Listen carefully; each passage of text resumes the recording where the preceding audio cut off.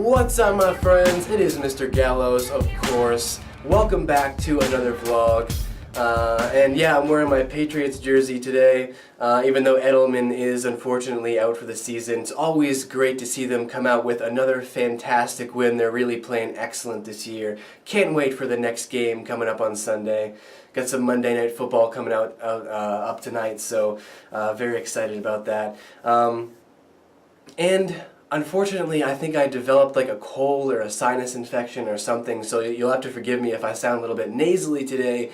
It's because I am, and I feel a little bit out of it too. I just feel like, when you get a head cold or a sinus infection, you just kind of feel like woozy and stuff like that, so I'm just kind of out of it. But nevertheless, I did want to come on and turn on the camera today and talk about yet another subject that I've wanted to talk about for a long time on this channel.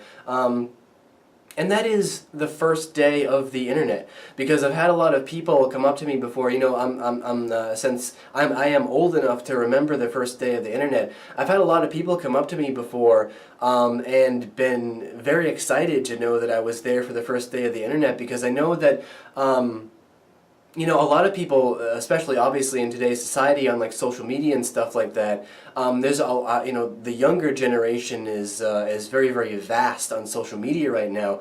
And you guys who are even like 20 years old or right now, you guys grew up with the internet. You guys never had that point where the internet wasn't there. Where it literally didn't exist, and you didn't know it. So I thought it would be cool to talk just for a couple minutes today about what the first day of the internet was like. Kind of tell you guys about the first day of the internet and kind of like the invention of the internet when it came out and everything. Because I was born in 1986, so I was obviously very conscious of the first day of the internet. And I don't remember the very first day, because I think I was still a little bit too young to really be like aware of like the very first day, like the day it launched. But I do remember like getting a dial-up connection for the first time, because we had always had a computer in the house, but now we had this box. It was like this box that was connected to our phone, and it also did caller ID. It let people know when somebody was calling, which was interesting because when somebody called, since the internet ran through the phone line, when someone called, they would get a busy signal, and you would actually have to stop using the internet so that someone could actually call, on a landline, because all we had was landlines back then as well. We didn't have any cell phones. So it ran through the phone, and you used to do this thing where the computer would actually have to dial up the server. Some of you guys have probably heard about that, even though you are in the younger generation. A lot of you guys have probably heard about the whole dial-up connection. That's what it was. We just got this small box that was connected to our phone, and whenever we wanted to use the internet, we clicked on this little icon, and then this little window would come up, and it would say, do you want to connect to the internet? And you'd say yes, connect, and then you'd go through this whole process of the computer speaking to the phone lines or whatever it was doing, and it would make this very weird noise. That it would be audible, it would be the computer making the noise. You could hear it, just kind of like this weird garbled electronic noise, and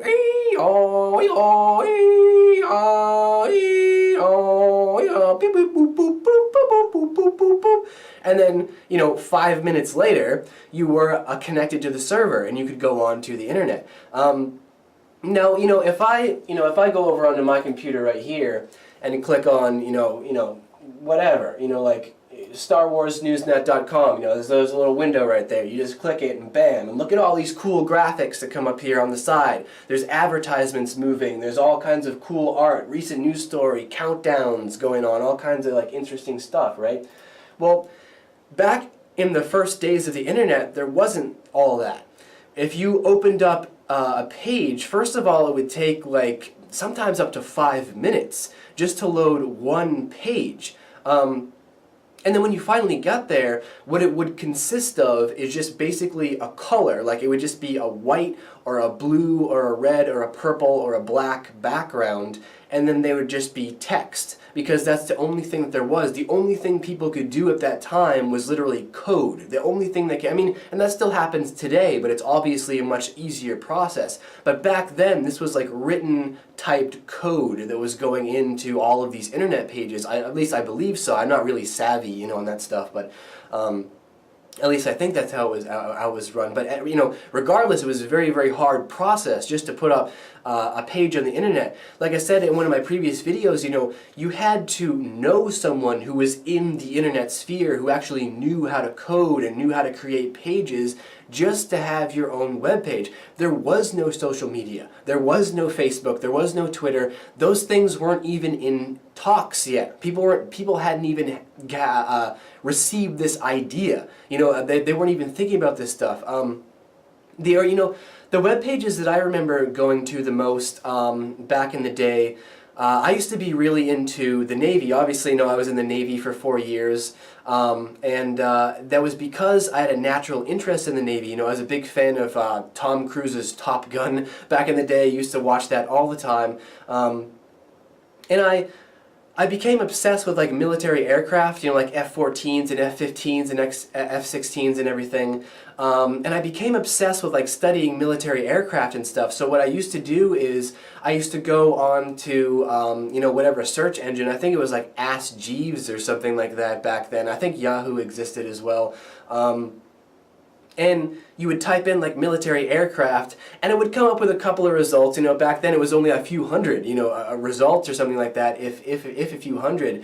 And it would take you to this page where you'd basically have, like I said, you know, a plain white or black background or something like that, and then there would be pictures of military aircraft with text beside it. And that was it. There was nothing interactive about the web pages. You couldn't click on links, you couldn't click on this and it would take you here, click on this and it would take you there. There were little like links, you know, a home page, a media page, something page, and you could go to different pages, but it wasn't like interactive like the internet is now, where you could just like, you have all these different options and all these different things to do while you're on the web page. Back then it was just simple. It was just a picture of the aircraft, text about what it was, and then a couple of links to like other media pages and stuff like that. Very, very simplistic stuff.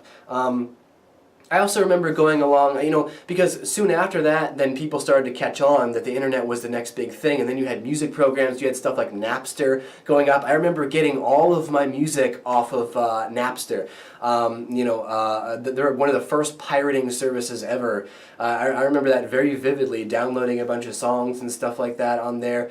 And yeah, I mean, and also just, you know, just the, you know, band web pages and stuff like that. Like, you'd have band and artist web pages, and again, very, very simple stuff. There'd just be like a picture of the band with some text underneath, and then like a sound clip if they could get it up there. But for the most part, it was just MIDI music, you know, like the MIDI keyboards. For the most part, that's all it basically consisted of. That was the only kind of music that you could get.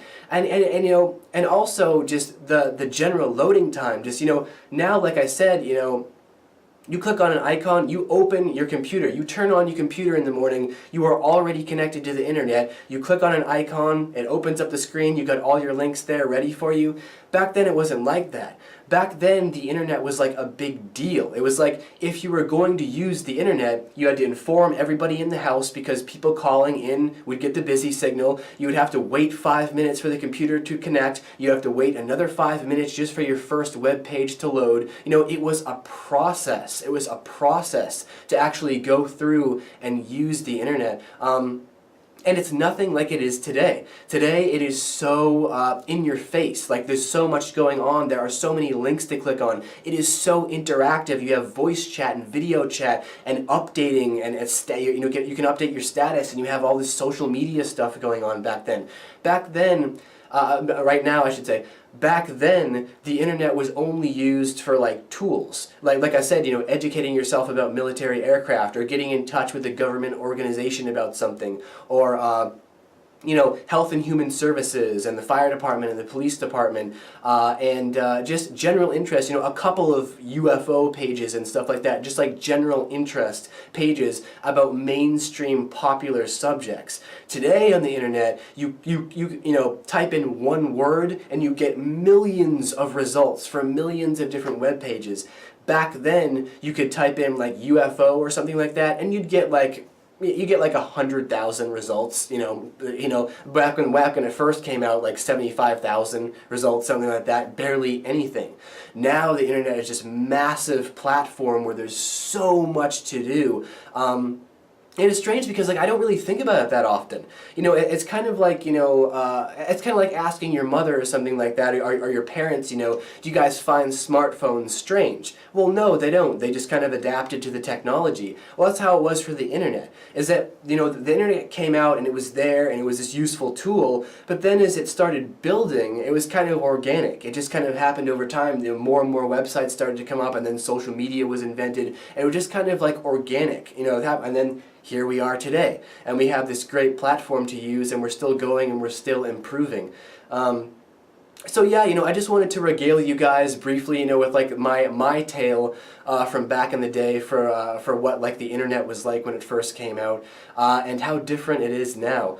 So if any of you guys are out there yourselves who remember maybe not the first day of the internet, but you guys were around back when dial-up was about and everything, go ahead and comment down below. I want to hear all of your stories. But for now, it's time for me to go get some cold medication and get myself ready for work, because it's another full work day for me. So go ahead and leave all of your thoughts and opinions down below in the great white void, guys, and I'll see you back for the next vlog very soon. Later.